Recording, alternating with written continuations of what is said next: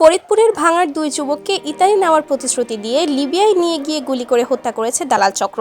নিহতরা হলেন হৃদয় হাওলাদার বয়স ২৬ এবং রাসেল হাওলাদার বয়স ২৫।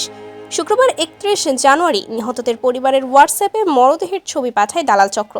স্বজনদের আহাজারিতে এলাকার মানুষ ভিড় জমিয়েছেন, কিন্তু সান্ত্বনা দেওয়ার ভাষা পাচ্ছেন না কেউই। নিহত হৃদয় হাওলাদারের বাবা মিন্টু হাওলাদার জানান, স্থানীয় ৪ জন দালালের মাধ্যমে ১৬ লাখ টাকা দিয়ে ছেলেকে বিদেশ পাঠান। প্রথমে দুবাই, এরপর সৌদি আরব হয়ে লিবিয়া নিয়ে যাওয়া হয়, কিন্তু সেখানে পৌঁছানোর পরে তাকে হত্যা করা হয়। হৃদয়ের বড় ভাই মোকলেসুর রহমান বলেন, কয়েকদিন ধরে ভাইয়ের কোনো খোঁজ পাচ্ছিলাম না। হঠাৎ আজ তার মরদেহের ছবি পাঠায় দালালরা। ১৬ লাখ টাকা দেওয়ার পরও আরও টাকা চাওয়া হয়েছিল। টাকা না দেওয়ায় ভাইকে হত্যা করা হয়েছে। স্থানীয় বাসিন্দা ফয়সাল হোসেন বলেন, দালাল চক্র বিদেশে লোক পাঠানোর নামে মানুষকে জিম্মি করে মুক্তিপণ আদায় করে।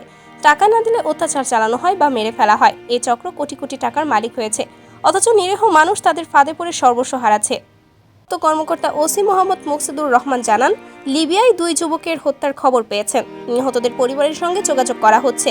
পরিবার থেকে অভিযোগ দিলে দালাল চক্রের বিরুদ্ধে আইনানুগ ব্যবস্থা নেওয়া হবে। এই ঘটনায় ভুক্তভোগী পরিবার ও এলাকাবাসী দালাল চক্রের বিরুদ্ধে কঠোর ব্যবস্থা নেওয়ার দাবি জানিয়েছেন।